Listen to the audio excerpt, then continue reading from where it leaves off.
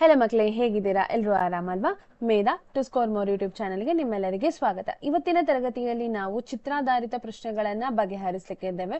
ಒಂದು 25-26 ಕ್ವೆಶನ್ಸ್ ಏನೋ ಇದೆ. ಉಳಿದದನ್ನ ನಾನು ಬೇಕಾದ್ರೆ ನಿಮಗೆ ಆ PDF ಅನ್ನ ನಾನು ಅಪ್ಲೋಡ್ ಮಾಡ್ತೇನೆ. ನೀವು ಅದನ್ನ ಡೌನ್ಲೋಡ್ ಮಾಡಿಕೊಂಡು ಓದಬಹುದು ಅಥವಾ ನೋಡಬಹುದು.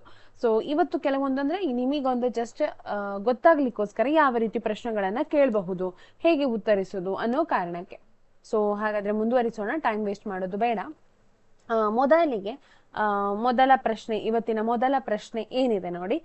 ಚಿತ್ರ ಇಲ್ಲಿ ಕಾಣ್ತಾ ಉಂಟು. ಈ ಕೆಳಗಿನ ಚಿತ್ರವನ್ನ ಗಮನಿಸಿ. ಸ್ವಿಚ್ ಆಫ್ ಅಂದ್ರೆ ಸ್ವಿಚ್ ಅನ್ನ ಮುಚ್ಚಿದಾಗ ಸೊಲೆನಾಯ್ಡ್ ನ ಬಿ ತುದಿಯ ದಂಡಕಾಂತದ ಎನ್ ತುದಿಯನ್ನ ಆಕರ್ಷಿಸುವುದೇ? ನಿಮ್ಮ ಉತ್ತರವನ್ನ ಸ್ಪಷ್ಟಪಡಿಸಿ ಅಂತ ಏನಿದೆ ನೋಡಿ.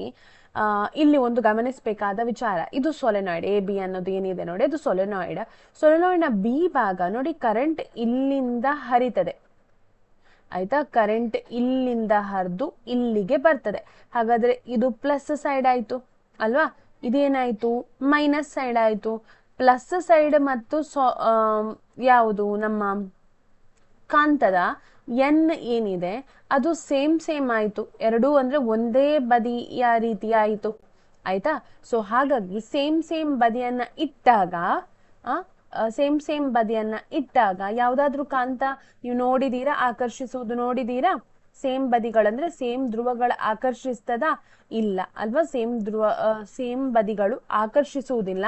ಸೊ ಹಾಗಾದ್ರೆ ಏನಾಗ್ತದೆ? ಇದ್ರ ಅರ್ಥ ಇಲ್ಲ, ಇದು ವಿಕರ್ಷಿಸಲ್ಪಡುತ್ತದೆ.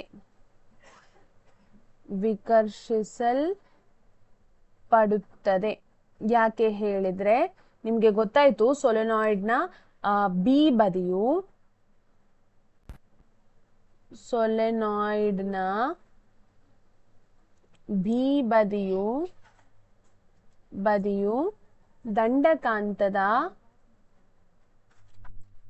ದಂಡಕಾಂತದ ಉತ್ತರ ಧ್ರುವವನ್ನು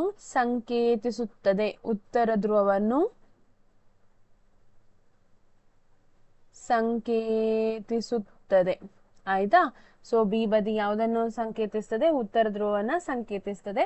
ಹಾಗಾಗಿ ಏನಾಗುವುದಿಲ್ಲ, ಅದು ಏನ್ ಮಾಡುವುದಿಲ್ಲ, ಆಕರ್ಷಿಸುವುದಿಲ್ಲ. ಅದರ ಬದಲಾಗಿ ಎರಡೂ ಕೂಡ ಅದು ವಿಕರ್ಷಿಸಲ್ಪಡ್ತದೆ. ಸೊ ನೆಕ್ಸ್ಟ್ ಪ್ರಶ್ನೆಗೆ ಹೋಗೋಣ. ಚಿತ್ರದಲ್ಲಿ ವ್ಯಕ್ತಪಡಿಸಿರುವ ಪ್ರಯೋಗವನ್ನ ವಿಶ್ಲೇಷಿಸಿ.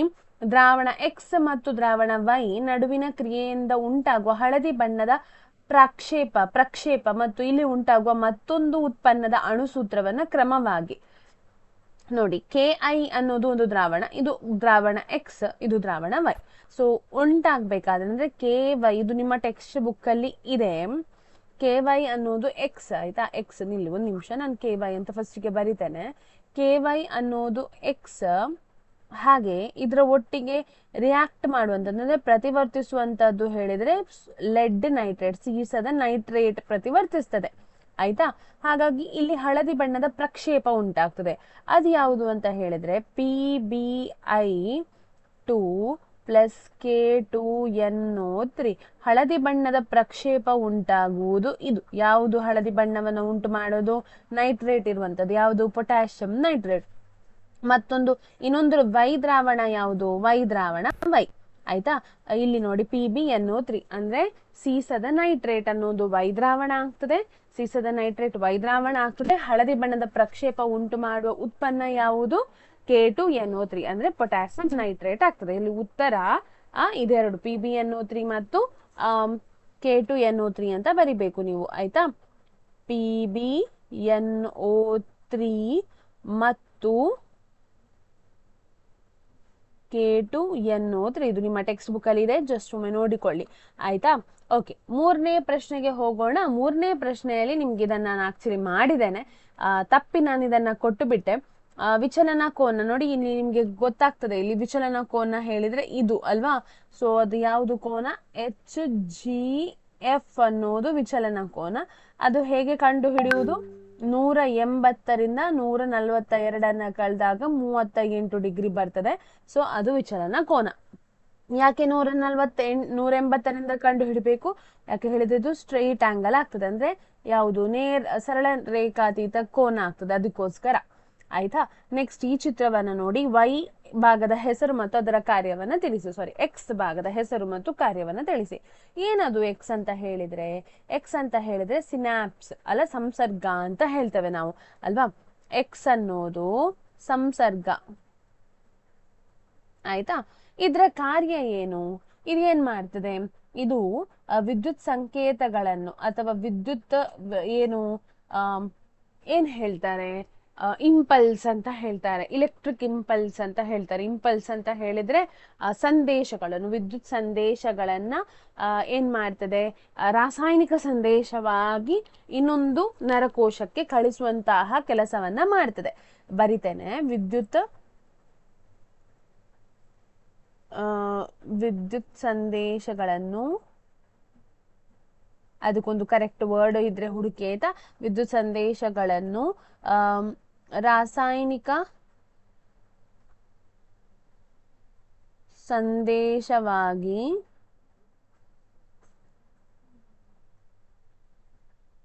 ಪರಿವರ್ತಿಸಿ ಇನ್ನೊಂದು ನರಕೋಶಕ್ಕೆ ವರ್ಗಾಯಿಸುತ್ತದೆ. ಆಯ್ತಾ, ಇನ್ನೊಂದು ನರಕೋಶಕ್ಕೆ ವರ್ಗಾಯಿಸ್ತದೆ. ಸೊ ಅದು ಸಂಸರ್ಗ. ಅರ್ಥ ಆಯ್ತಲ್ಲ. ಸೊ ಈಗ ನೆಕ್ಸ್ಟ್ ಕ್ವೆಶ್ಚನ್ಗೆ ಹೋಗುವ. ಅಂದ್ರೆ ಎಷ್ಟನೇ ಕ್ವೆಶ್ಚನ್ ಆಗ್ತದೆ? 5ನೇ ಪ್ರಶ್ನೆ. ಇದು 5ನೇ ಪ್ರಶ್ನೆ. ಚಿತ್ರವನ್ನು ಗಮನಿಸಿ. ವೃತ್ತಾಕಾರದ ಸುರುಳಿಯ ಕೇಂದ್ರ ಸಿ ನಲ್ಲಿ ಉಂಟಾಗುವ ಕಾಂತಕ್ಷೇತ್ರ ಅದರ ನಡುವಲ್ಲಿ ಉಂಟಾಗ್ತದೆ ನೋಡಿ. ಇದೊಂದು ಕರೆಂಟ್ ಹರಿತಾ ಇದೆ, ಎ ಮತ್ತು ಬಿ. ಇದೊಂದು ವೃತ್ತಾಕಾರವನ್ನ ಏರ್ಪಡಿಸಿದ್ದಾರೆ. ಆಯ್ತಾ. ಕರೆಂಟ್ ಇಲ್ಲಿ ಕೂಡ ಹರಿತಾ ಉಂಟು, ಇಲ್ಲಿ ಕೂಡ ಹರಿತಾ ಉಂಟು. ಆದ್ರೆ ವೃತ್ತಾಕಾರದ ಮಧ್ಯದಲ್ಲಿ ಕರೆಂಟ್ ಇರ್ತದ? ನೀವು ನೋಡಿದೀರಾ? ದಂಡಕಾಂತದ ಮಧ್ಯದಲ್ಲಿ ಏನಾದ್ರೂ ಮ್ಯಾಗ್ನೆಟಿಕ್ ಪವರ್ ಅಥವಾ ಕಾಂತಕ್ಷೇತ್ರದ ಪವರ್ ಇರ್ತದಾ? ಇರುವುದಿಲ್ಲ. ಹಾಗಾದ್ರೆ ಉತ್ತರ ಏನಾಗ್ತದೆ? ವೃತ್ತಾಕಾರದ ಮಧ್ಯ ಅಂದ್ರೆ ಸಿಯ ಸುತ್ತ ಇರುವಂತಹ ಕಾಂತಕ್ಷೇತ್ರವು ಏನದು?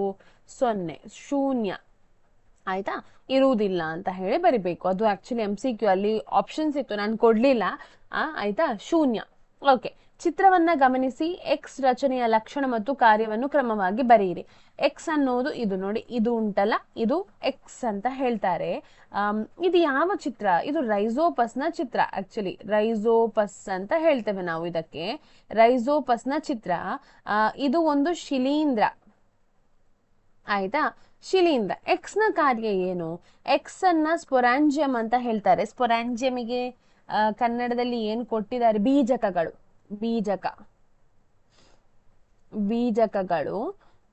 ಬೀಜಕೋಶ ಅಂತ ಕೂಡ ಹೇಳಬಹುದು. ಬೀಜಕಗಳು. ಇದು ಯಾವುದಕ್ಕೆ ಕಾರ್ಯ? ಇದರ ಕಾರ್ಯ ಏನು? ಇದು ಅಲೈಂಗಿಕ ಸಂತಾನೋತ್ಪತ್ತಿಯ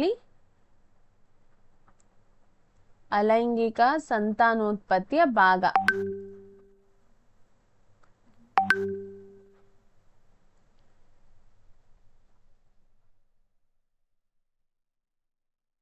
ಸಂತಾನೋತ್ಪತ್ತಿಯ ಭಾಗವಾಗಿ ಕಾರ್ಯನಿರ್ವಹಿಸುತ್ತದೆ.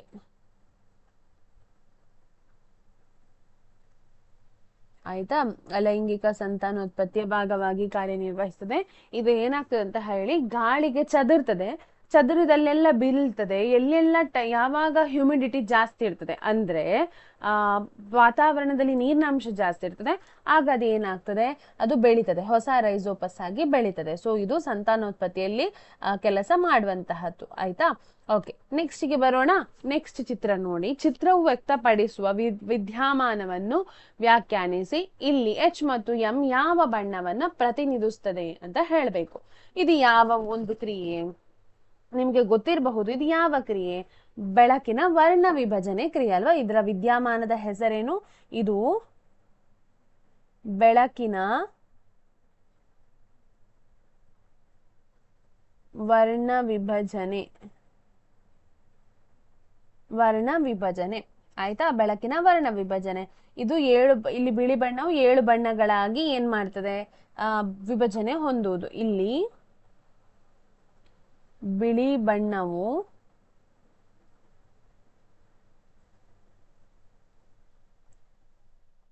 7 ಬಣ್ಣಗಳಾಗಿ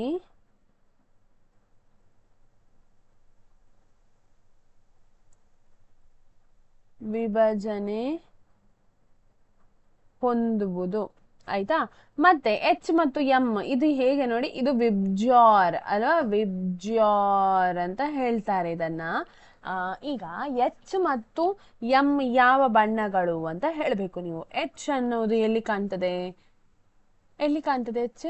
ಮೇಲೆ ಇದೆ, ರೆಡ್. ರೆಡ್ ಅಂತ ಹೇಳಿದ್ರೆ ಇದು ಕೆಂಪು ಬಣ್ಣ. ಎಚ್ ಅನ್ನೋದು ಕೆಂಪು ಬಣ್ಣ. ಹಾಗೆ ಎಂ ಅನ್ನೋದು ಯಾವ ಬಣ್ಣಕ್ಕೆ ಸರಿ ಹೊಂದುತ್ತದೆ ನೋಡಿ, ಬಿ ಬಣ್ಣ ಅಂದ್ರೆ ಬಿಳಿ, ನೀಲಿ, ಬ್ಲೂ, ನೀಲಿ ಬಣ್ಣಕ್ಕೆ ಸರಿ ಹೊಂದುತ್ತದೆ. ಸೊ ಎಚ್ ಅಂದ್ರೆ ಕೆಂಪು ಬಣ್ಣ, ಎಂ ಅಂತ ಹೇಳಿದ್ರೆ ನೀಲಿ ಬಣ್ಣ.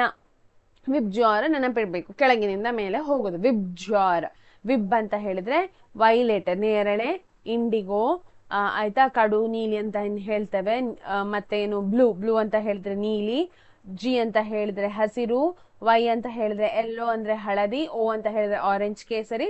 ಆರ್ ಅಂತ ಹೇಳಿದ್ರೆ ರೆಡ್ ಅಂದ್ರೆ ಕೆಂಪು. ಆಯ್ತಾ.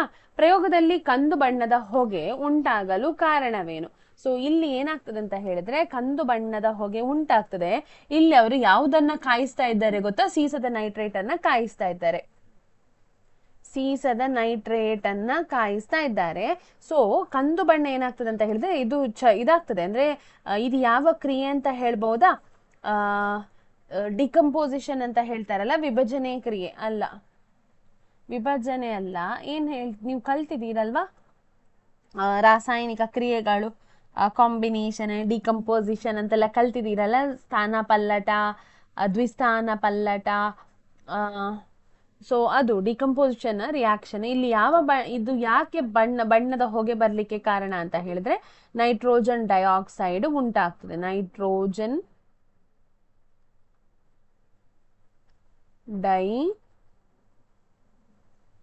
ಆಕ್ಸೈಡ್ ಏನಾಗ್ತದೆ, ಬಿಡುಗಡೆ ಆಗ್ತದೆ, ಅನಿಲ ಬಿಡುಗಡೆ ಆಗ್ತದೆ. ಸೊ ಅದಕ್ಕೋಸ್ಕರ ಅದು ಏನಾಗ್ತದೆ, ಕಂದು ಬಣ್ಣದ ಹೊಗೆ ಬಿಡುಗಡೆ ಆಗ್ತದೆ. ಅದು ನೈಟ್ರೋಜನ್ ಡೈಆಕ್ಸೈಡ್ ಕಾರಣ ಆಗುವುದು ಅದಕ್ಕೆ. ಓಕೆ, ನೆಕ್ಸ್ಟ್ ಪ್ರಶ್ನೆಗೆ ಬರೋಣ. ವಿದ್ಯುತ್ ಪ್ರವಾಹವಿರುವ ಸಮಾಂತರ ತಾಮ್ರದ ತಂತಿಗಳ ಎರಡು ಸನ್ನಿವೇಶಗಳನ್ನು ತೋರಿಸಲಾಗಿದೆ. ಯಾವ ಸಂದರ್ಭದಲ್ಲಿ ತಂತಿಗಳು ಪರಸ್ಪರ ಆಕರ್ಷಿಸುತ್ತದೆ ಸಮರ್ಥಿಸಿ. ನೋಡಿ, ಎರಡು ತಂತಿಗಳನ್ನ ತೂಗು ಹಾಕಿದ್ದಾರೆ. ತೂಗು ಹಾಕಿದ್ದಾರೆ ಅಂತ ಹೇಳಿದ್ರೆ ಹಗ್ಗ ಕಟ್ಟಿ ಏನೊಂದು ತೂಗು ಹಾಕಿದ್ದಾರೆ.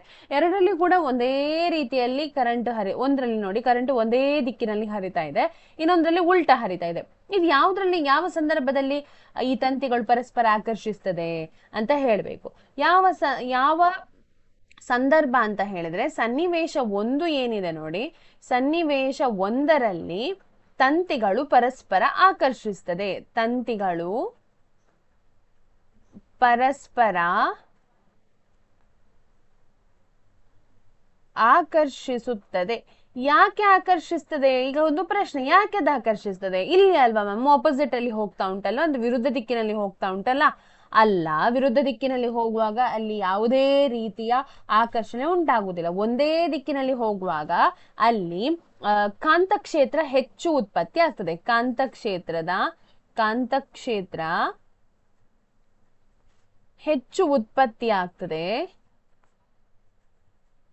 ಆಯ್ತಾ, ಉತ್ಪತ್ತಿಯಾಗುತ್ತದೆ. ಆಯ್ತಾ. ಹಾಗಾಗಿ ಏನಾಗ್ತದೆ, ಕಾಂತಕ್ಷೇತ್ರದ ಹೆಚ್ಚು ಉತ್ಪತ್ತಿ ಆದಾಗ ಆಕರ್ಷಣೆ ಜಾಸ್ತಿ ಆಗಿ ಎರಡು ತಾಮ್ರದ ಏನಿದೆ ನೋಡಿ ಅದು ಒಂದಕ್ಕೊಂದು ಆಕರ್ಷಿಸಲ್ಪಡುತ್ತದೆ. ಆಯ್ತಾ. ನಿಮ್ಮ ಟೆಕ್ಸ್ಟ್ ಬುಕ್ ಅಲ್ಲಿ ಅಂದ್ರೆ ಕೆಲವೊಂದು ATM ಅಂತೆಲ್ಲ ಏನಿದೆ ನೋಡಿ ಅದ್ರಲ್ಲೆಲ್ಲ ಉಲ್ಟಾ ಕೊಟ್ಟಿದ್ದಾರೆ. ಏನಂತ ಹೇಳಿದ್ರೆ ವಿರುದ್ಧ ದಿಕ್ಕಿನಲ್ಲಿ ಹೋಗುವಾಗ ಆಕರ್ಷಣೆ ಜಾಸ್ತಿ ಅಂತ ಕೊಟ್ಟಿದ್ದಾರೆ. ಅದು ತಪ್ಪು, ಅದನ್ನ ಸರಿ ಮಾಡಿಕೊಳ್ಳಿ. ಆಯ್ತಾ.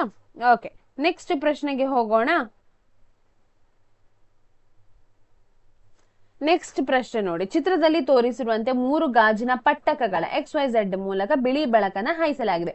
ಪರದೆಯ ಮೇಲೆ ವರ್ಣಪಟಲ ಗೋಚರಿಸುತ್ತದೆಯೇ? ನೋಡಿ, ಪರದೆ ಇದು ಆಯ್ತಾ, ಇದರ ಬಿಳಿ ಬೆಳಕನ್ನ ಹೋಗ್ತದೆ. ಈಗ ನೀವು ಎರಡೂ ಇದಿಟ್ಟಾಗ ಏನಾಗ್ತದೆ ಅಂತ ಹೇಳಿ ನೋಡಿದೀರಿ ಅಲ್ವಾ. ಬಿಳಿ ಬೆಳಕು ಹೋಗ್ತದೆ, ಇಲ್ಲಿ ಚದುರ್ತದೆ, ಪುನಃ ಇದರ ಮೂಲಕ ಹೋಗುವಾಗ ಅದು ಒಂದೇ ಆಗ್ತದೆ. ಇಲ್ಲಿ ಪರದೆಯ ಮೇಲೆ ಬಿಳಿ ಬೆಳಕು ಮಾತ್ರ ಉಂಟಾಗುದು. ಆಗ ಇಲ್ಲಿ ಇನ್ನೊಂದಿಟ್ರೆ ಏನಾಗ್ತದೆ, ಅದು ಪುನಃ ಹೊರಗೆ ಬರುವಾಗ 7 ಬಣ್ಣಗಳಾಗಿ ಚದುರ್ತದೆ. ಆಯ್ತಾ. ಏನಾಗ್ತದೆ, 7 ಬಣ್ಣಗಳಾಗಿ ಚದುರ್ತದೆ. ಸೊ ನಿಮಗೆ ವರ್ಣಪಟಲ ಗೋಚರಿಸ್ತದೆ, ಸ್ಪೆಕ್ಟ್ರಮ್ ಅಂತ ಹೇಳ್ತೇವೆ. ಸೊ ಹೌದು. ಆಯ್ತಾ. ಯಾವ್ದ್ರಲ್ಲಿ? ಪರದೆಯಲ್ಲಿ ವರ್ಣಪಟಲಗಳು ಗೋಚರಿಸ್ತದೆ. ಸೊ 2Z ನ ಏನು ಕೆಲಸ ಏನು ಹಾಗಾದ್ರೆ? ಇದು ಬಿಳಿ ಬೆಳಕನ್ನು ಬಿಳಿ ಬೆಳಕನ್ನು 7 ಬಣ್ಣಗಳಾಗಿ ವಿಭಜಿಸುತ್ತದೆ. ಆಯ್ತಾ? ಇದು ಇದ್ರ ಕೆಲಸ ಏನು? ಬಿಳಿ ಬಣ್ಣಗಳಾಗಿ ವಿಭಜಿಸುವ ಕೆಲಸವನ್ನ ಮಾಡುವಂತಹದ್ದು. ಸಸ್ತನಿಗಳ ರಕ್ತ ಪರಿಚಲನೆಯ ರೇಖಾಚಿತ್ರ ಇಲ್ಲಿದೆ. ಸೊ ರಕ್ತನಾಳ ಎಕ್ಸ್ ಮತ್ತು ವೈ ಅನ್ನ ಹೆಸರಿಸಿ. ಸೊ ಅಪಧಮನಿ ಮತ್ತು ಅಭಿಧಮನಿ ಅನ್ನೋದು ಏನಿದೆ ನೋಡಿ, ಅದು ಆಯ್ತಾ.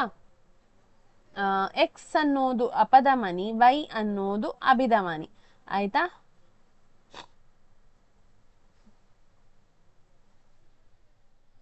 ಇದು ಎಕ್ಸ್, ಇದು ವೈ. ಸೊ ಎಕ್ಸ್ ಅನ್ನೋದು ಅಪಧಮನಿ, ಆರ್ಟರೀಸ್ ಅಲ್ವಾ. ಯಾಕೆ ಆರ್ಟರಿ? ಹೃದಯದಿಂದ ರಕ್ತ ಎಲ್ಲಿಗೆ ಬರ್ತಾ ಇದೆ? ದೇಹದ ಭಾಗಗಳಿಗೆ ಬರ್ತಾ ಇದೆ. ಇದು ದೇಹದ ಭಾಗಗಳು. ಸೊ ಆರ್ಟರಿ, ಅಪಧಮನಿ ಅದನ್ನ ತರ್ತದೆ. ಅಪಧಮನಿ ಅದನ್ನ ತರ್ತದೆ. ಹಾಗೆ ವೈ ಅನ್ನೋದು ಏನು? ಇದು ಅಭಿಧಮನಿ. ಅಭಿಧಮನಿಯ ಕಾರ್ಯ ಏನು? ರಕ್ತವನ್ನ ದೇಹದ ಭಾಗಗಳಿಂದ ಪುನಃ ಹೃದಯಕ್ಕೆ ತಲುಪಿಸುವ ಕೆಲಸವನ್ನ ಮಾಡುವಂತಹದ್ದು. ಇದು ಇಲ್ಲಿ ಇನ್ನೊಂದು ಪ್ರಶ್ನೆ ಇದೆ. ಯಾವ ರಕ್ತನಾಳವು ಕವಟಗಳನ್ನ ಹೊಂದಿದೆ? ಅಭಿಧಮನಿಯು ಅಲ್ವಾ. ಯಾಕೆ ಅಭಿಧಮನಿಯು ಕವಟಗಳನ್ನ ಹೊಂದಿದೆ? ಎರಡನೇ ಪ್ರಶ್ನೆಗೆ ಉತ್ತರ ಅಭಿಧಮನಿ. ಯಾಕೆ ಇದು ಏನು ಕವಟಗಳನ್ನ ಹೊಂದಿದೆ? ಯಾಕೆ ಹೇಳಿದ್ರೆ ರಕ್ತ ಅಲ್ಲಿ ಸ್ಲೋ ಡೌನ್ ಆಗ್ಬೇಕು. ಸ್ಲೋ ಡೌನ್ ಅಂತ ಹೇಳಿದ್ರೆ ನಿಧಾನ ಆಗ್ಬೇಕು. ಯಾಕೆ ಹೇಳಿದ್ರೆ ದೇಹದ ಪ್ರತಿ ಭಾಗಗಳಿಂದ, ಜೀವಕೋಶಗಳಿಂದ ಅದು ಏನನ್ನ ತರ್ತಾ ಇದೆ? ಕಾರ್ಬನ್ ಡೈಆಕ್ಸೈಡ್ ಅನ್ನ ಆಗಿರಬಹುದು, ತ್ಯಾಜ್ಯವನ್ನಾಗಿರ್ಬಹುದು, ನೈಟ್ರೋಜನ್ ಯುಕ್ತ ತ್ಯಾಜ್ಯವನ್ನ ಅದು ತರ್ತಾ ಇದೆ. ಸೊ ಹಾಗಾದ್ರೆ ಸ್ಲೋ ಆಗಿ ಬರ್ಬೇಕಲ್ವಾ. ಸೊ ಅಲ್ಲಿ ಏನಿದೆ? ಕವಟಗಳಿದೆ. ಎಲ್ಲಿ? ಅಭಿಧಮನಿಯಲ್ಲಿ ಕವಟಗಳಿದೆ. ಬೇರೆ ಯಾವ್ದಾದ್ರು ನಿಮಗೆ ಇದರ ಬಗ್ಗೆ ಏನಾದ್ರೂ ವ್ಯತ್ಯಾಸ ಹೇಳ್ಬಹುದಾ? ಅಪಧಮನಿ ಶುದ್ಧ ರಕ್ತವನ್ನ ಅಂದ್ರೆ ಆಕ್ಸಿಜನ್ ಯುಕ್ತ ರಕ್ತವನ್ನ ಕೊಂಡೊಯ್ತದೆ. ಅಭಿಧಮನಿ ಡಿಆಕ್ಸಿಜನೇಟೆಡ್ ರಕ್ತ ಅಂದ್ರೆ ಕಾರ್ಬನ್ ಡೈಆಕ್ಸೈಡ್ ಯುಕ್ತ ರಕ್ತವನ್ನ ಕೊಂಡೋಗ್ತದೆ. ಕವಟಗಳು ಅಪಧಮನಿಯಲ್ಲಿ ಇಲ್ಲ, ಅಭಿಧಮನಿಯಲ್ಲಿ ಇದೆ. ಮತ್ತೆ ಅದರ ಭಿತ್ತಿ ದಪ್ಪದು ಯಾವ್ದ್ರದು? ಅಪಧಮನಿಯ ಭಿತ್ತಿ. ಯಾಕೆ ಹೇಳಿದ್ರೆ ಅಲ್ಲಿ ರಕ್ತ ಬರೀ ತುಂಬಾ ಒತ್ತಡದಲ್ಲಿ ಚಲಿಸ್ತದೆ.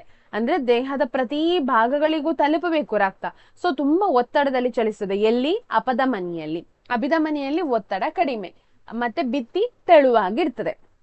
ಓಕೆ, ನೆಕ್ಸ್ಟ್ ಚಿತ್ರವನ್ನ ಗಮನಿಸಿ. ಯಾವ ಚಿತ್ರವು ಹೆಚ್ಚಿನ ಪ್ರಮಾಣದ ಅನಿಲ ವಿನಿಮಯವನ್ನ ಸೂಚಿಸ್ತದೆ? ಏಕೆ?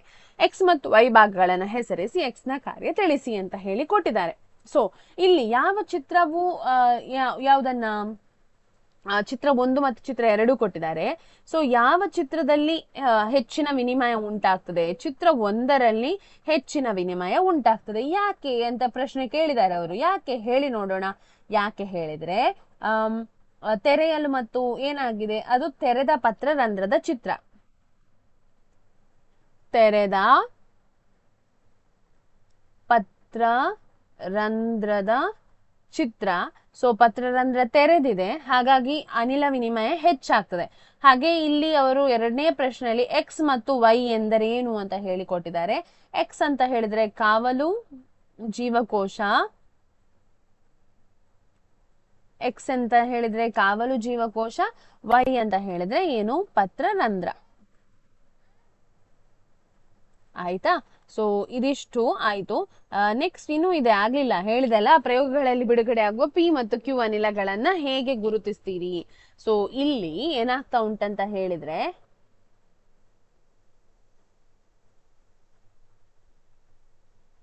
ಅಲ್ಲಿ ಆಕ್ಚುಲಿ ಕಾಣ್ತಾ ಇಲ್ಲ. ಆಯ್ತಾ? ಏನ ಅಂತ ಹೇಳಿದ್ರೆ ಅಲ್ಲಿ ಏನೋ ಒಂದು ಕೆಮಿಕಲ್ಸ್ ಹಾಕಿದ್ದಾರೆ. ಅದು ನಿಮ್ಗೆ ಕೊಡುವಾಗ ಸರಿ ಚಿತ್ರ ಕೊಡ್ತಾರೆ, ಬಟ್ ಇಲ್ಲಿ ಕಾಣ್ತಾ ಇಲ್ಲ. ನಾವು ಒಂದು ತಿಳ್ಕೊಂಡು ಹೀಗೆ ಹೋಗುವ. ಹೇಗಂತ ಹೇಳಿದ್ರೆ ನಿಮಗೆ 2 ರೀತಿಯ ಅನಿಲಗಳು ಬಿಡುಗಡೆ ಆಗ್ತದೆ ನೀವು ಪ್ರಯೋಗ ಮಾಡುವಾಗ. ಒಂದು ಹೈಡ್ರೋಜನ್ ಅನಿಲ, ಮತ್ತೊಂದು ಕಾರ್ಬನ್ ಡೈಆಕ್ಸೈಡ್ ಅನಿಲ. ಆಯ್ತಾ? ನಾವು ಪಿ ಅನ್ನ ಹೈಡ್ರೋಜನ್ ಅಂತ ಹೇಳಿ ತಕೊಳ್ಳುವ. ಹಾಗೆ ಕ್ಯೂ ಅನ್ನ ಏನಿದೆ ನೋಡಿ, ಅದು ಕಾರ್ಬನ್ ಡೈಆಕ್ಸೈಡ್ ಅನಿಲ ಅಂತ ಹೇಳಿ ತಕೊಳ್ಳುವ. ಈಗ ಪಿ ಹೈಡ್ರೋಜನ್ ಅನಿಲ ಬಿಡುಗಡೆ ಆದ್ರೆ ಅದನ್ನ ಹೇಗೆ ಗುರುತಿಸ್ತೀರಿ? ನೀವು ಹೇಗೆ ಗುರುತಿಸ್ತೀರಿ ಅಂತ ಹೇಳ್ಬೇಕು. ಒಂದು ಬೆಂಕಿ ಕಡ್ಡಿಯನ್ನ, ಅಂದ್ರೆ ಉರಿಯುತ್ತಿರುವ ಬೆಂಕಿ ಕಡ್ಡಿಯನ್ನ ತೆಗೆದುಕೊಂಡು, ಉರಿಯುತ್ತಿರುವ ಬೆಂಕಿ ಕಡ್ಡಿಯನ್ನು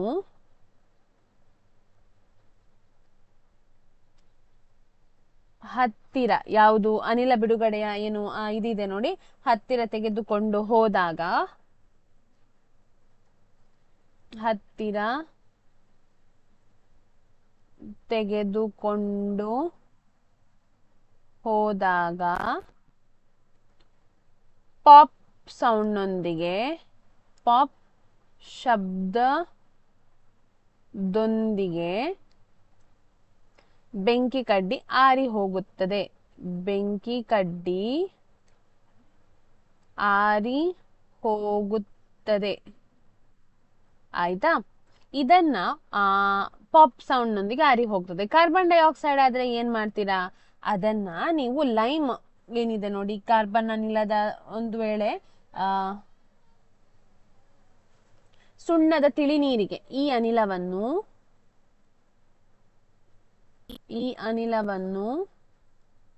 ಸುಣ್ಣದ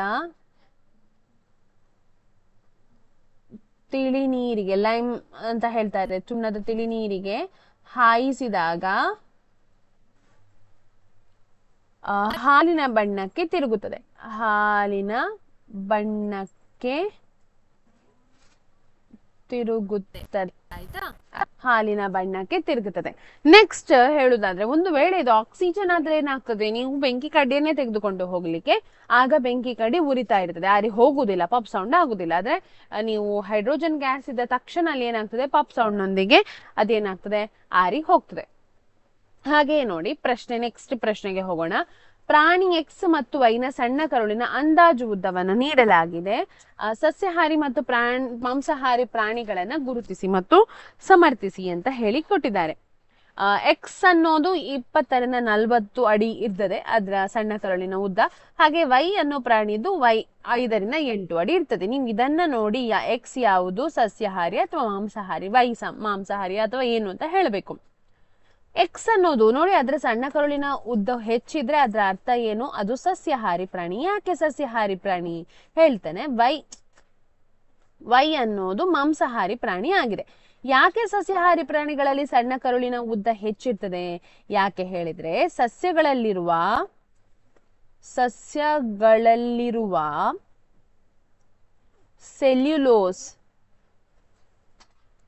ಸೆಲ್ಯುಲೋಸ್ ಅನ್ನು ಜೀರ್ಣಿಸಲು ತುಂಬಾ ಹೊತ್ತು ಬೇಕು. ಆಯ್ತಾ? ಜೀರ್ಣಿಸಲು ಉದ್ದನೆಯ ಸಣ್ಣ ಕರುಳಿನ ಅಗತ್ಯತೆ ಯಾವುದಕ್ಕಿದೆ? ಸಸ್ಯಾಹಾರಿ ಪ್ರಾಣಿಗಳಿಗಿದೆ. ಸೊ ಹಾಗಾಗಿ ಅದರ ಉದ್ದ ಏನಿರ್ತದೆ? ಮಾಂಸಾಹಾರಿ ಪ್ರಾಣಿಗಳಿಗಿಂತ ಹೆಚ್ಚಿರ್ತದೆ. ಓಕೆ, ನೆಕ್ಸ್ಟ್ ಪ್ರಶ್ನೆಗೆ ಬರೋಣ. 3 ವಿಧದ ಪ್ರಾಣಿಗಳ ಹೃದಯದ ಚಿತ್ರ ಇದೆ ನೋಡಿ. 3 ರೀತಿಯ ಚಿತ್ರ ಇದೆ. ಒಂದು 2 ಕೋಣೆಗಳದ್ದು, ಒಂದು 4 ಕೋಣೆಗಳದ್ದು, ಮತ್ತೊಂದು 3 ಕೋಣೆಗಳದ್ದು. ಹೆಚ್ಚಿನ ಶಕ್ತಿ ಅಗತ್ಯವಿರುವ ಪ್ರಾಣಿಗೆ ಯಾವ ಹೃದಯ ಸೂಕ್ತವಾಗಿದೆ?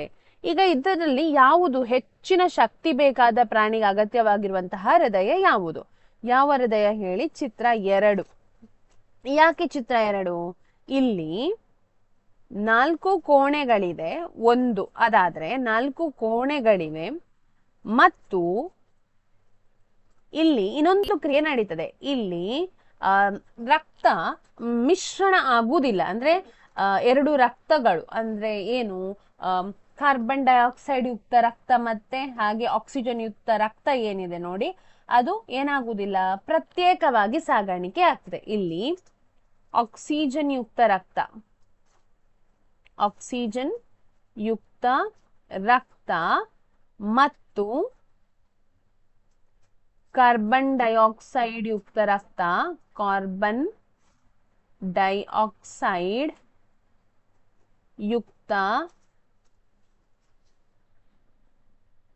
ರಕ್ತ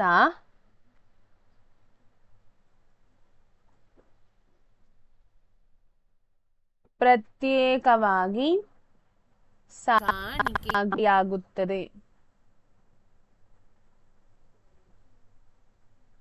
ಓಕೆ, ನೆಕ್ಸ್ಟ್ ಪರಿವರ್ತಿತ ಚಾಪ ರಿಫ್ಲೆಕ್ಸ್ ಆರ್ಕ್ ನ ಸರಿಯಾದ ಮಾರ್ಗ ಯಾವುದು ಅಂತ ಹೇಳಿ ನಿಮ್ಗೆ ತಿಳಿಸ್ಬೇಕು. ಅಲ್ಲಿ ಒಂದು ಚಿತ್ರ ಕೊಟ್ಟಿದ್ದಾರೆ, ಅಲ್ಲಿ ಆಕ್ಚುಲಿ ಆಪ್ಷನ್ ಇತ್ತು. ಅದಕ್ಕೆ ನೀವೀಗ ಹೇಳುವಾಗ ಸರಿಯಾದ ಮಾರ್ಗ ಹೇಗೆ ಚಲಿಸ್ತದೆ ನೋಡಿ, ವ್ಯಕ್ತಿ ಮುಟ್ಟುತ್ತಾನೆ. ಸೊ ಇಲ್ಲಿ ಜ್ಞಾನವಾಹಿ ಕೋಶಗಳು ಏನಿದೆ, ಅನಂತರ ಅದು ಜ್ಞಾನವಾಹಿ ನರದ ಮೂಲಕ ಹೋಗ್ತದೆ. ಅನಂತರ ಎಲ್ಲಿಗೆ ಹೋಗ್ತದೆ?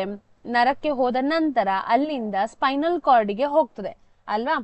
ಸ್ಪೈನ್ ಏನಿದೆ ನೋಡಿ, ಅಲ್ಲಿಗೆ ಹೋಗ್ತದೆ. ಮತ್ತೆ ಅದು ಪುನಃ ಎಂತ ಹೇಳ್ತಾರೆ, ಕಾರ್ಯನಿರ್ವಾಹಕ ನರಕ್ಕೆ ಬರ್ತದೆ, ಹಾಗೆ ಮಸಲ್ಸ್ ಗಳಿಗೆ ತಲುಪ್ತದೆ, ಅಂದ್ರೆ ಕಾರ್ಯನಿರ್ವಾಹಕ ಘಟಕಕ್ಕೆ ಅಂದ್ರೆ ಮಾಂಸಖಂಡಗಳಿಗೆ ತಲುಪ್ತದೆ. ಸೊ ಇದು ಒಂದು ಸರಿಯಾದ ಮಾರ್ಗ ಅಂತ ಹೇಳಬಹುದು. ನಿಮ್ಗೆ ಇದು ಗೊತ್ತಾಯ್ತು ಅಂತ ಹೇಳಿ ಭಾವಿಸ್ತೇನೆ. ಇಲ್ಲಿಂದ ಹೋಗುವಂಥದ್ದು, ಮುಟ್ಟುದು ಇಲ್ಲಿಂದ, ಇಲ್ಲಿ ಜ್ಞಾನವಾಹಿ ನರಗಳು, ಜ್ಞಾನವಾಹಿ ಕೋಶಗಳು, ಜ್ಞಾನವಾಹಿ ನರ, ಅಲ್ಲಿಂದ ಇದು ಏನು ಸ್ಪೈನಲ್ ಕಾರ್ಡಿಗೆ ಬರ್ತದೆ. ಇಲ್ಲಿಂದ ಪುನಃ ಅದು ಪ್ರೊಸೆಸ್ ಆಗಿ ಎಲ್ಲಿಗೆ ಬರ್ತದೆ, ಕಾರ್ಯನಿರ್ವಾಹಕ ನರಕ್ಕೆ ಬರ್ತದೆ ಮತ್ತು ಕಾರ್ಯನಿರ್ವಾಹಕ ಘಟಕಕ್ಕೆ ಬರ್ತದೆ, ಅಂದ್ರೆ ಮಾಂಸಖಂಡಗಳಿಗೆ ಬರ್ತದೆ. ಸೊ ಅಲ್ಲಿಂದ ಕೈಯನ್ನು ನಾವು ಹಿಂದೆ ತೆಗಿತೇವೆ. ಇಲ್ಲಿ ನರ ಆವೇಗಗಳ ಚಲನೆಯ ಸರಿಯಾದ ಮಾರ್ಗ ತಿಳಿಸಿ ಅಂತ ಹೇಳಿ, ನರ ಆವೇಗಗಳು ಹೇಗೆ ಹೋಗ್ತದೆ ನೋಡಿದ ತಕ್ಷಣ ನಿಮ್ಗೆ ಗೊತ್ತಾಗ್ತದೆ ಅಲ್ವಾ. ಸೊ ಇಲ್ಲಿ ಪಿ ಇದೆ, ಆರ್ ಇದೆ, ಅಥವಾ ಈ ಏನು ಪಿ ಆರ್ ಬಿ ಏನಿದೆ ನೋಡಿ, ಅದು ಯಾವುದು ಅಂತ ಹೇಳಿ ಕೇಳಿದ್ದಾರೆ. ಸೊ ಅಲ್ಲ, ಅದು ಪಿ ಅಲ್ಲ ಅಮ್ಮ.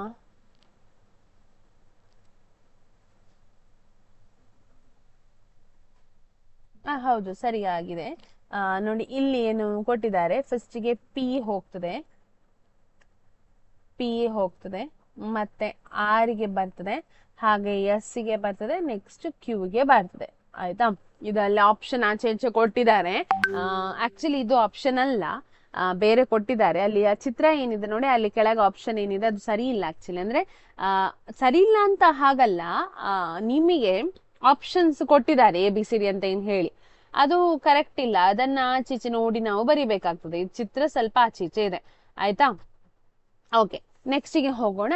ನೆಕ್ಸ್ಟ್ ಪ್ರಶ್ನೆ ನೋಡಿ, ಆಧಾರದಿಂದ ದೂರವಿರುವ ಸಸ್ಯಗಳ ಭಾಗಗಳ ಬೆಳವಣಿಗೆಗೆ ಕುಡಿಗಳು, ಟೆಂಡ್ರಿಲ್ಸ್ಗಳು ಹೇಗೆ ಸಹಾಯ ಮಾಡ್ತದೆ ಅಂತ ಹೇಳಿ.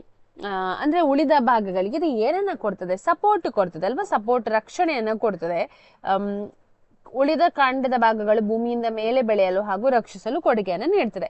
ಸೊ ಇದನ್ನ ಬರೀವ, ಉಳಿದ ಕಾಂಡದ ಭಾಗಗಳು, ಒಂದು ನಿಮಿಷ, ನಿಮಗೆ ಬೋರ್ಡ್ ಇದು ಸರಿಯಾಗಿ ಕಾಣ್ತದಲ್ವಾ, ನಾನು ನೋಡ್ಲಿಲ್ಲ, ಸಾರಿ. ಇವತ್ತು ಯಾವುದು ಕಟ್ ಆಗ್ತಾ ಇಲ್ಲಲ್ಲ. ಓಕೆ, ಮುಂದುವರಿಸೋಣ. ನಾವು ಇದನ್ನ ನೋಡ್ತಾ ಇದೀವಿ ಅಲ್ವಾ. ಸೊ ಹೇಳುವ, ಆಧಾರದಿಂದ ದೂರವಿರುವ ಸಸ್ಯದ ಭಾಗಗಳು ಬೆಳವಣಿಗೆ ಕುಡಿಗಳು ಹೇಗೆ ಸಹಾಯ ಮಾಡ್ತದೆ ಅಂತ ಹೇಳಿ. ಉಳಿದ ಕಾಂಡದ ಭಾಗಗಳು ಭೂಮಿಯಿಂದ ಮೇಲೆ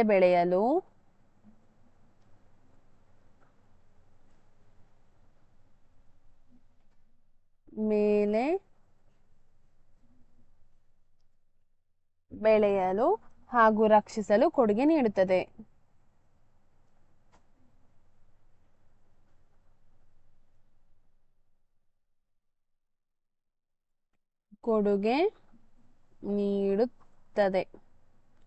ಓಕೆ, ನೆಕ್ಸ್ಟ್ಗೆ ಹೋಗೋಣ. ನೆಕ್ಸ್ಟ್ ಪ್ರಶ್ನೆ ಏನಿದೆ ನೋಡಿ, ಅದಕ್ಕೆ ಹೋಗೋಣ. ಎರಡು ನರಕೋಶಗಳ ನಡುವೆ ಕೆ ಭಾಗದಲ್ಲಿ ಯಾವ ಪ್ರಕ್ರಿಯೆ ನಡೀತದೆ ಅನ್ನೋದು. ಕೆ ಭಾಗದಲ್ಲಿ ರಾಸಾಯನಿಕ ರೂಪದಲ್ಲಿ ಏನಾಗ್ತದೆ, ಸಂದೇಶಗಳು ಚಲನೆ ಆಗ್ತದೆ. ಸೊ ಬರೀವ, ಒಂದು ನರಕೋಶದಿಂದ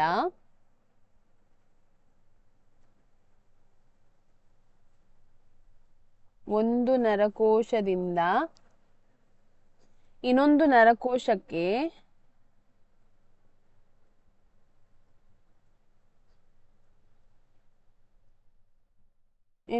ನರಕೋಶಕ್ಕೆ ರಾಸಾಯನಿಕಗಳ ರೂಪದಲ್ಲಿ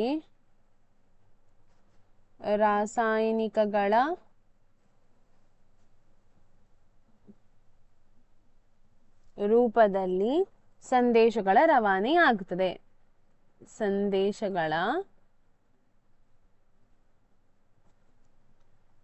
ರವಾನೆಯಾಗುತ್ತದೆ.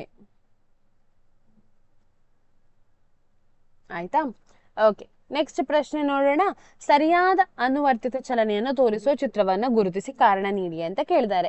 ನಿಮ್ಗೆ ಗೊತ್ತಿದೆ, ಕೆಲವೊಂದು ಅನುವರ್ತಿತ ಚಲನೆಗಳನ್ನ ನೀವು ಕಲ್ತಿದ್ದೀರಿ. ಯಾವುದೆಲ್ಲ ಅನುವರ್ತಿತ ಚಲನೆಯನ್ನ ಕಲ್ತಿದ್ದೀರಿ ಹೇಳ್ಬಹುದಾ? ನೀವು ಕಲ್ತಿದ್ದು ದ್ವಿತೀಯ ಅನುವರ್ತನ ಚಲನೆ ಅಲ್ವಾ, ಜಲ ಅನುವರ್ತಿತ ಚಲನೆ ಹಾಗೂ ರಾಸಾಯನಿಕ ಅನುವರ್ತಿತ ಚಲನೆ. ಮತ್ತೊಂದು ಯಾವುದು, ಈಗ ಈ ಚಿತ್ರವನ್ನು ನೋಡುವಾಗ ಗುರುತ್ವಾನುವರ್ತನೆಯ ಚಲನೆ ಕಲ್ತಿದ್ದೀನಿ. ಇದರಲ್ಲಿ ಯಾವುದೋ ಒಂದು ಅನುವರ್ತಿತ ಚಲನೆಯನ್ನು ತೋರಿಸ್ತದೆ ನೋಡಿ. ದ್ವಿತೀಯ ಅನುವರ್ತನೆಯಲ್ಲಿ ಏನಾಗಬೇಕು, ಸಸ್ಯದ ಕಾಂಡ ಮೇಲೆ ಅಂದ್ರೆ ಬೆಳಕಿನ ಕಡೆಗಿರ್ಬೇಕು, ಬೇರು ಕೆಳಗೆ ಹೋಗ್ಬೇಕು, ಬೆಳಕಿನಿಂದ ದೂರ ಹೋಗ್ಬೇಕು. ಹಾಗೆ ಅನುವರ್ತನೆಯ ಚಲನೆ ಏನಿದೆ ನೋಡಿ, ಅಲ್ಲಿ ಬೇರು ಭೂಮಿಯ ಬದಿಗಿರ್ಬೇಕು, ಬೇರು ಭೂಮಿಗೆ ಹತ್ರವಾಗಿರ್ಬೇಕು, ಹಾಗೆ ಕಾಂಡ ಭೂಮಿಯಿಂದ ಮೇಲಿರ್ಬೇಕು ಅಲ್ವಾ. ರಾಸಾಯನಿಕ ಅನುವರ್ತಿತ ಚಲನೆಯಲ್ಲಿ ನಾವು ನೋಡಿದ್ದು ಯಾವ್ದ್ರದ್ದು, ಪರಾಗರೇಣು. ಅದು ಯಾವುದರ ಹತ್ರ ಹೋಗ್ತದೆ, ಓವರಿ ಅಂದ್ರೆ ಇದು ಅಂಡಾಶಯದ ಹತ್ರ, ಅಂಡಾಣುಗಳ ಹತ್ರ ಹೋಗ್ತದೆ ಅದು. ಜಲಾನುವರ್ತಿತ ಚಲನೆ ಕೂಡ ಹಾಗೆ, ಬೇರೆ ಏನಾಗ್ತದೆ, ನೀರು ಇದ್ರೆ ನೀರಿನ ಹತ್ರ ಬರ್ತದೆ, ಹಾಗೆ ಕಾಂಡ ಅದರಿಂದ ದೂರ ಹೋಗ್ತದೆ. ಈಗ ಇಷ್ಟರು ಅನುವರ್ತಿತ ಚಲನೆಗಳಲ್ಲಿ ನಿಮಗೆ ಕಾಣ್ತಿರುವ ಚಿತ್ರ ಯಾವುದು ಸರಿ ಇದೆ ಮತ್ತು ಯಾವ ಅನುವರ್ತಿತ ಚಲನೆಯನ್ನ ತೋರಿಸ್ತದೆ ಅಂತ ಹೇಳಿ ಬರಿಬೇಕು. ನೋಡಿ, ಮೊದಲನೆಯದ್ದು ನೋಡಿ, ಇದು ಬೆಳಕಿನ ಹತ್ರಕ್ಕೂ ಹೋಗ್ತಾ ಇಲ್ಲ, ಕಾಂಡ ಬೆಳಕಿನಿಂದ ದೂರ ಹೋಗ್ತಾ ಇದೆ, ಕೆಳಗೆ ಬಾಗಿದೆ, ಅಡ್ಡ ಇಟ್ಟಿದ್ದಾರೆ ಯಾವುದು ತೊಟ್ಟಿಯನ್ನ, ಬೇರು ಕೂಡ ಕೆಳಗೆ ತೋರಿಸ್ತದೆ, ಇದು ತಪ್ಪು. ಎರಡನೇದು ನೋಡಿ, ಇದು ಸರಿ ಇದೆ ಬಟ್ ಬೇರು ಕೂಡ ಮೇಲೆ ಇದೆ, ಇದು ತಪ್ಪು. ಬೇರು ಕೆಳಗಿರ್ಬೇಕಲ್ವಾ, ಭೂಮಿಗೆ ಮುಖ ಮಾಡ್ಬೇಕಲ್ವಾ, ಸೊ ಇದು ಕೂಡ ತಪ್ಪೆ. ಹಾಗೆ ಮೂರನೇದು ನೋಡಿ, ಕಾಂಡ ಏನಿದೆ ಭೂಮಿಯಿಂದ ಮೇಲಿದೆ, ಬೇರು ಭೂಮಿಯ ಕೆಳಗಿದೆ. ಸೊ ಹಾಗಾದ್ರೆ ಚಿತ್ರ ಸಿ ಸರಿಯಾಗಿದೆ. ಯಾಕೆ ಅಂತ ಹೇಳಿದ್ರೆ ಇದು ಗುರುತ್ವಾನುವರ್ತನೆಯನ್ನ ತೋರಿಸ್ತದೆ. ಇದು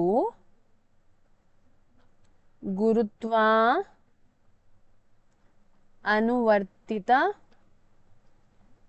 ಚಲನೆಗೆ ಉದಾಹರಣೆಯಾಗಿದೆ.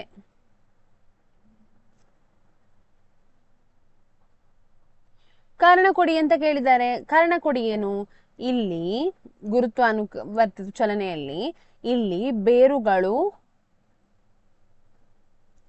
ಭೂಮಿಯ ಕಡೆಗೆ ಚಲಿಸ್ತದೆ, ಭೂಮಿಯ ಕಡೆಗೆ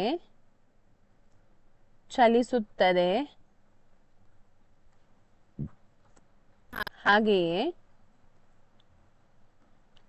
ಕಾಂಡಗಳು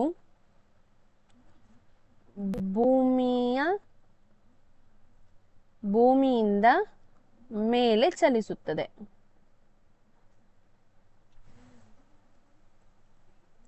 ಭೂಮಿಯಿಂದ ಏನಾಗ್ತದೆ, ಮೇಲೆ ಚಲಿಸ್ತದೆ ಅಂತ ಹೇಳಿ.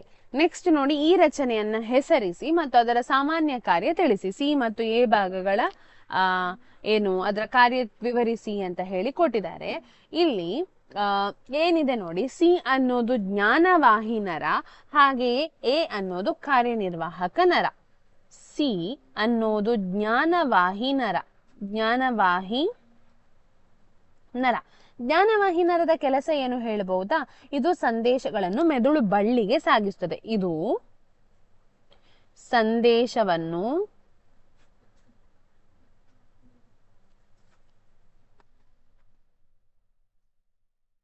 ಮೆದುಳು ಬಳ್ಳಿಗೆ ಸಾಗಿಸುತ್ತದೆ.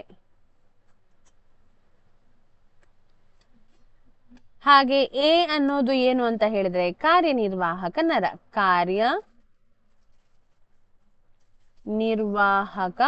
ನರ ಇದ್ರ ಕೆಲಸ ಏನು? ಇದು ಮೆದುಳು ಬಳ್ಳಿಯಿಂದ ಸಂದೇಶವನ್ನು ಕಾರ್ಯನಿರ್ವಾಹಕ ಘಟಕಕ್ಕೆ ಚಲಿಸ್ತದೆ. ಇದು ಪ್ರಚೋದನೆಗೆ ಸೂಕ್ತ ಪ್ರತಿಕ್ರಿಯೆಯನ್ನು ಕೂಡ ತೋರಿಸ್ತದೆ. ಇದು ಪ್ರಚೋದನೆಗೆ ಸೂಕ್ತ ಪ್ರತಿಕ್ರಿಯೆ ತೋರಿಸುತ್ತದೆ.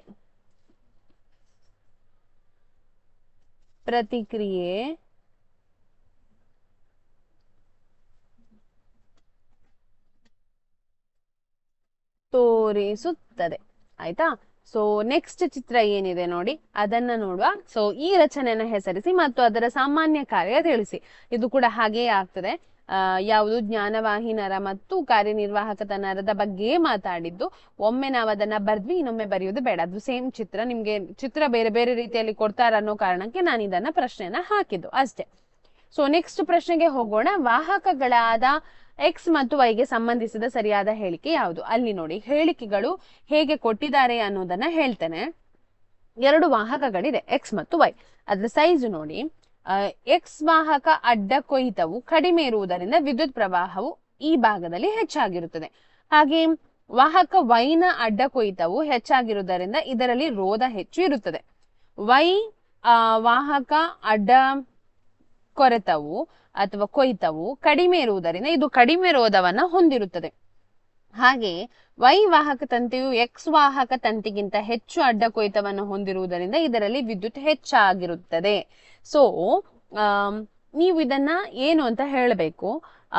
ಏರಿಯಾ ಅಡ್ಡ ಕೊಯ್ತ ಅಂತ ಹೇಳಿದ್ರೆ ಏರಿಯಾ ಆಫ್ ಕ್ರಾಸ್ ಸೆಕ್ಷನ್, ರೋಧದ ಬಗ್ಗೆ ಮಾತಾಡ್ತಾ ಇದ್ದಾರೆ, ಕರೆಂಟ್ ನ ಬಗ್ಗೆ ಮಾತಾಡ್ತಾ ಇದ್ದಾರೆ. ಸೊ ಇದನ್ನ ನೀವು ಕಲ್ತಿದ್ದೀರಿ L/A ಅನ್ನೋದು ಅಲ್ವಾ. ರೋಧ ಯಾವಾಗ ಅಡ್ಡ ಕೊಯ್ತ ಹೆಚ್ಚಿದ್ದಾಗ ಏನಾಗ್ತದೆ, ರೋಧ ಕಡಿಮೆ ಇರ್ತದೆ. ಅಡ್ಡ ಕೊಯ್ತ ಕಡಿಮೆ ಇದ್ದಾಗ ರೋಧ ಹೆಚ್ಚಿರ್ತದೆ. ಸೊ ಇದ್ರಲ್ಲಿ ಆಪ್ಷನ್ ಯಾವುದು ಸರಿ ಅಂತ ಹೇಳಿದ್ರೆ ವೈ ವಾಹಕ ತಂತಿಯು ಎಕ್ಸ್ ವಾಹಕ ತಂತಿಗಿಂತ ಹೆಚ್ಚು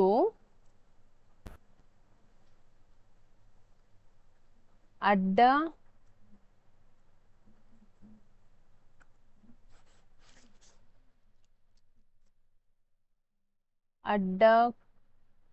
ಕೊಯ್ತ ಅಲ್ವಾ, ಅಡ್ಡ ಕೊಯ್ತವನ್ನು ಹೊಂದಿರುವುದರಿಂದ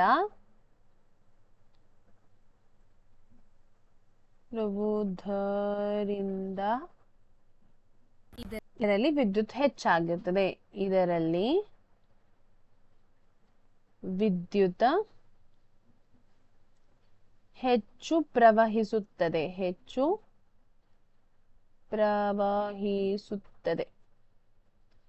ಆಯ್ತಾ.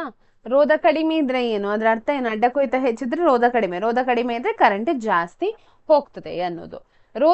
ರೋಧಕಗಳ ಸರಣಿ ಮತ್ತು ಸಮಾಂತರ ಜೋಡಣೆಯ ಗ್ರಾಫ್ಗಳು ಯಾವ ವಿದ್ಯಾರ್ಥಿಯ ಗ್ರಾಫ್ ಸರಿಯಾಗಿದೆ.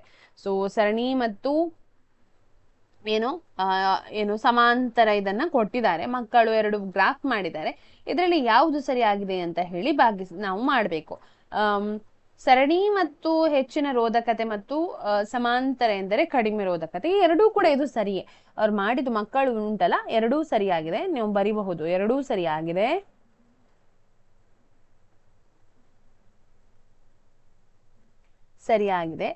R ಅಂದರೆ V/I. ಆಯ್ತಾ.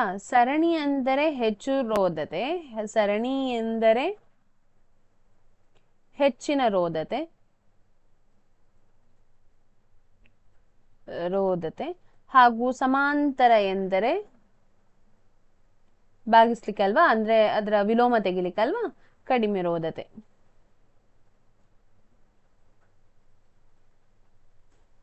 ಓಕೆ, ನೆಕ್ಸ್ಟ್ ಪ್ರಶ್ನೆಗೆ ಬರೋಣ. ಅಂದ್ರೆ ಕೊನೆಯ ಪ್ರಶ್ನೆಗಳು ಏನಿದೆ ನೋಡಿ ಅದಕ್ಕೆ ಬರೋಣ. ನಾನು ನಿಮ್ಮ ಟೈಮನ್ನು ತುಂಬಾ ವೇಸ್ಟ್ ಮಾಡುವುದಿಲ್ಲ.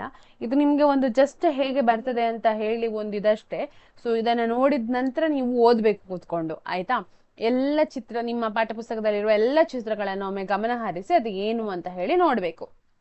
ಓಕೆ, ಕೊನೆಯಲ್ಲಿ ಇರುವಂತಹ 2 ಚಿತ್ರಗಳಿದೆ, ಅದನ್ನ ತೋರಿಸ್ತೇನೆ ಮತ್ತೆ ನಾನು ಸ್ಟಾಪ್ ಮಾಡ್ತೇನೆ.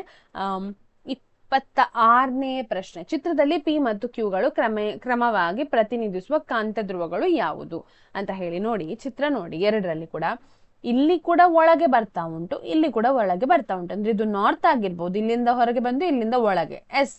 ಹಾಗೆ ನೋಡಿ, ಇಲ್ಲಿ ಕೂಡ ಒಳಗೆ ಬರ್ತಾ ಉಂಟು, ಅಂದ್ರೆ ಇಲ್ಲಿಂದ ಶುರುವಾಗಿರ್ಬಹುದು. ಹಾಗಾದ್ರೆ ಇದು ನಾರ್ತ್, ಇದು ಸೌತ್. ಎರಡೂ ಧ್ರುವಗಳು ಏನಾಗಿದೆ, ದಕ್ಷಿಣ ಧ್ರುವಗಳು. ದಕ್ಷಿಣ ಧ್ರುವಗಳು, ಆಯ್ತಾ. ಎರಡೂ ಕೂಡ ಏನಾಗಿದೆ, ದಕ್ಷಿಣ ಧ್ರುವಗಳದು, ಆಯ್ತಾ. ಯಾವ ಇದನ್ನ ಕಾಂತ ಧ್ರುವವು ಅಂತ ಕೇಳಿದ್ದಾರೆ. ದಕ್ಷಿಣ ಯಾಕೆ ಹೇಳಿದ್ರೆ ಅಲ್ಲಿಂದ ಏನಾಗ್ತಾ ಉಂಟು, ವಿಲೀನ ಆಗ್ತಾ ಉಂಟು ಕಾಂತ ರೇಖೆಗಳು. ಚಿತ್ರವನ್ನ ಗಮನಿಸಿ ವಿದ್ಯಾರ್ಥಿಯು ಯಾವ ತೀರ್ಮಾನಕ್ಕೆ ಬರ್ತಾನೆ. ಈ ಚಿತ್ರವನ್ನ ನೋಡಿ, ಈ ಚಿತ್ರವನ್ನ ನೋಡಿದೀರಾ, ನೀವು ಮಾಡಿದೀರಾ, ನಿಮ್ಗೆ ಗೊತ್ತಿದೆ. ಸೊ ಕೆಲವೊಂದು ವ್ಯಾಖ್ಯಾನಗಳನ್ನ ಕೊಡ್ತಾರೆ, ಯಾವುದು ಅಂತ ಹೇಳಿ ಹೇಳಬೇಕು. ವ್ಯಾಖ್ಯಾನ ನೋಡಬೇಕಂತಿಲ್ಲ, ನೀವು ನನಗೆ ಇದನ್ನ ನೋಡಿ ಹೇಳಿ ಏನ್ ಕಾಣ್ತಾ ಇದೆ ನಿಮಗೆ. ಏನಂತ ಹೇಳಿದ್ರೆ, ಕಾಂತ ರೇಖೆಗಳು ಉತ್ತರ ಧ್ರುವದಿಂದ ಹೊರಟು ದಕ್ಷಿಣ ಧ್ರುವಕ್ಕೆ ವಿಲೀನ ಆಗ್ತಾ ಇದೆ, ಒಂದು. ಮತ್ತೆ 2 ಸಾಂದ್ರತೆ, ಕಾಂತ ಕ್ಷೇತ್ರಗಳ ಸಾಂದ್ರತೆ ಧ್ರುವಗಳಲ್ಲಿ ಹೆಚ್ಚಾಗಿದೆ, 2. ಮತ್ತೆ ಕಾಂತ ರೇಖೆಗಳೇನಾಗುವುದಿಲ್ಲ, ಒಂದಕ್ಕೊಂದು ಛೇದಿಸುವುದಿಲ್ಲ, 3 ಅಲ್ವಾ. ಸೊ ಇಷ್ಟು ಗೊತ್ತಾಗ್ತದೆ. ಸೊ ಅದೆಲ್ಲವನ್ನ ನಾವು ಬರಿಬೇಕಾಗ್ತದೆ. ಸೊ ಏನು ಕಾಂತ ರೇಖೆಗಳು ಉತ್ತರ ಧ್ರುವದಿಂದ ಹೊರಟು ದಕ್ಷಿಣ ಧ್ರುವದಲ್ಲಿ ವಿಲೀನಗೊಳ್ಳುತ್ತದೆ. ಆಯ್ತಾ, ಇದು 1ನೇ ಪಾಯಿಂಟ್. ಮತ್ತೆ ಏನು 2ನೇ ಪಾಯಿಂಟ್? ಧ್ರುವಗಳಲ್ಲಿ ಸಾಂದ್ರತೆ ಹೆಚ್ಚು. ಧ್ರುವಗಳಲ್ಲಿ ಕಾಂತಕ್ಷೇತ್ರದ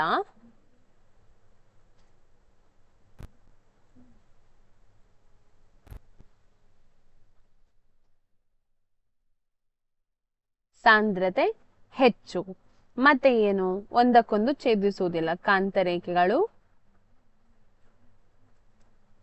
ಒಂದಕ್ಕೊಂದು